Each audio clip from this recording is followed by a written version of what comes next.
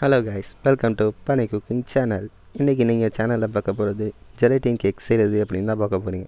வாங்க எப்படின்னு இதுக்கு தேவையான பொருள் நான் மாதுளை எடுத்துருக்கேன். மாதுளை, அப்புறம் ஆரஞ்சு, கிவி, திராட்சை, அப்புறம் மாம்பழம் எடுத்துருக்கேன். இதில் உங்களுக்கு பிடிச்ச மாதிரியான பழங்களை எடுத்துக்கலாம். உங்களுக்கு பிடிச்ச மாதிரியான ஷேப்ஸ்லையும் கட் பண்ணிக்கலாம். நான் எனக்கு பிடிச்ச மாதிரி கட் பண்ணியிருக்கேன். ஓகே, இதுக்கு அடுத்த தேவையான பொருள் பார்த்துப்போம். பால் 1 கப், மேங்கோ ஜூஸ் 1 கப், அதுக்கப்புறமா நம்ம கடல் பாசி எடுத்துருக்கோம். கடல் பாசி 50 கிராம் எடுத்துக்கோங்க. இதை இப்போ எப்படி செய்யணும்னு பார்ப்போம். ஃபஸ்ட்டு கடல் பாசி எடுத்து ஊற வச்சுப்போம். ஃபஸ்ட்டு நம்ம கடல் பாசி எடுத்து நல்லா ஊற வச்சுப்போம்.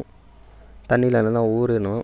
இது மாதிரி திட்டியாக இல்லாமல் நல்லா கரைஞ்சி வரணும். கரைஞ்ச பிறகு நீங்கள் அடுப்பில் வச்சு மைல்டான ஹீட்டில் வச்சுக்கோங்க. சிம்லேயே வச்சுட்டு நல்லா அதை கொதிக்க விடுங்க. இப்போ அதுவும் பார்ப்போம். நம்ம கடல் பாசி நல்லா திட்டாக இல்லாமல் இது மாதிரி சின்ன சின்ன இதாக பீசஸாக மாறும். அது வரைக்கும் லோ ஃப்ளேம்லேயே நல்லா வச்சு கொதிக்கட்டும். இது நல்லா கொதித்த பிறகு ஹை ஃப்ளேமில் வச்சுக்கோங்க நீங்கள். ஓகே, இப்போ நல்லா ஹை ஃப்ளேமில் வச்சாச்சு. இது மாதிரி நல்லா ஃபுல்லாக அது கரைஞ்சிடணும். கரைஞ்ச பிறகு உங்களுக்கு தேவையான அளவுக்கு சீனி போட்டுக்கோங்க. நான் இதில் 4 ஸ்பூன் அளவு போட்டிருக்கேன். உங்களுக்கு இனிப்பு எந்த அளவுக்கு வேணுமோ அந்த அளவுக்கு பார்த்துட்டு போட்டுக்கோங்க. ஓகே, இப்போ நம்மளோட சுகர் நல்லா கரைஞ்சிட்டு இதுக்கப்புறம் நம்ம ஜெலட்டின் கேக்குக்கான பேஸ் எப்படி செய்யணும்னு பார்க்க போகிறோம். அதுக்கு உங்கள்கிட்ட நான்ஸ்டிக் பேன் அது மாதிரி எது இருந்தாலும் எடுத்துக்கோங்க. இப்போ வாங்க எப்படி செய்கிறதுன்னு பார்ப்போம். இதுக்கு நான் கிளாஸ் பவுல் ரெடி பண்ணியிருக்கேன். இதுக்கு உங்களுக்கு பிடிச்ச மாதிரியான டிசைனை நீங்கள் ரெடி பண்ணி வச்சுக்கோங்க. இப்போ நான் எனக்கு பிடிச்ச மாதிரியான டிசைனை ரெடி பண்ண போகிறேன்.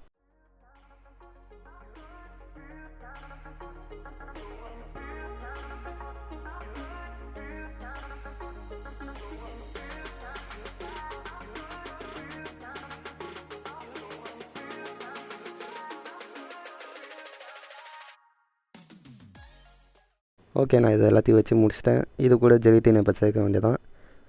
இது கூட நான் 3 வகையான ஜெலட்டின் சேர்த்துருக்கேன். இது ப்ளைனாக ட்ரான்ஸ்பரண்ட்டாக இருக்கும். இன்னொன்று பால், அப்புறம் மேங்கோ எசன்ஸ். இது 3த்தையும் வச்சு நான் ரெடி பண்ணிப்பேன். அது எப்படி நான் சொல்கிறேன். இதை நீங்கள் ஸ்ப்ரெட் பண்ணும்போது ஏர் போடாமல் பார்த்துக்கோங்க. இது 10 நிமிஷத்துலேயே செட் ஆகிடும். நீங்கள் ஃப்ரீசரில் வைக்கணும்னு அவசியம் வேண்டாம். ஓகே, நம்மளோட ஃபஸ்ட் லேயர் முடிஞ்சிச்சு. இப்போ செகண்ட் லேயர் ஸ்டார்ட் பண்ண போகிறோம். இதுக்கு நீங்கள் உங்கள்கிட்ட இருக்க எல்லா ஃப்ரூட்டையும் சேர்த்துக்கலாம். நான் இப்போ என்கிட்ட இருக்க எல்லா ஃப்ரூட்டையும் இப்போ சேர்த்துக்க போகிறேன். இது ஃபஸ்ட் லேயர் முடிஞ்சு செகண்ட் லேயர் நம்ம ஜெலட்டின் ஃபுல்லாக ஊற்ற போகிறோம். ஏர் பபுள் வராமல் நீங்கள் பார்த்துக்கோங்க.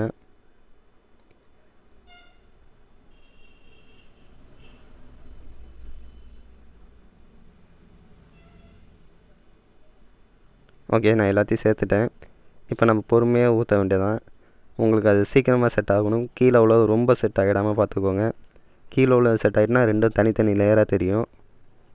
ஓகே, இப்போ அங்கங்கே இருக்க ஏர் பபுள் எல்லாத்தையும் கட் பண்ணிடுவோம். நான் இருக்கிற எல்லா ஏர் பபுளையும் எடுத்துறேன். ஏன்னா அடுத்தது ஊற்றும் போது உங்களுக்கு அந்த ஏர் பபுள்னால் அதுவும் செட் ஆகாமல் இருக்கும். அதனால் எல்லா ஏர் பபுளையும் நீங்கள் எடுத்து விட்ருங்க. அதுதான் நல்லது. அடுத்ததாக நம்ம எப்படி பால் சேர்க்குறதுன்னு பார்ப்போம். நான் அதை அப்படியே பேஸ் சொல்கிறேன். நம்ம ஜெலட்டினில் பாலை காய்ச்சி நல்லா கொதிக்க பாலை காய்ச்சி அதில் ஊற்றிடுங்க. ஈஸியாக உங்களுக்கு முடிஞ்சிடும். பாலும் ஜெலட்டினும் சேர்த்து வச்சுருங்க. பால் ஊற்றும் போது ஒரு கரண்டி கீழே வச்சு ஊற்றிக்கோங்க. இப்போ நான் செஞ்ச மாதிரி. இது கூட இப்போ மேங்கோவும் சேர்ப்போம். மேங்கோவும் மில்க்கும் ஒரே மாதிரி மெத்தட் தான். அது கூட எல்லாத்தையும் அதே மாதிரி செஞ்சுருங்க. இது ரெண்டுமே செட் ஆகிடணும். ஆறின பிறகு எப்போதும் போல் ஊற்றிடுங்க. ஓகே, எல்லாத்தையும் ஊற்றிடுவோம்.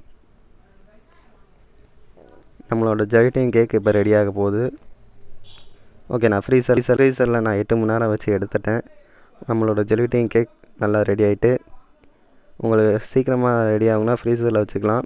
அப்படி இல்லைனா வெளியிலே நார்மலாகவும் வச்சுக்கலாம். ஓகே, நீங்கள் இதை எப்படி இருக்குன்னு டேஸ்ட் பார்த்துட்டு என்கிட்ட சொல்லுங்கள். ஓகே கைஸ், பாய்.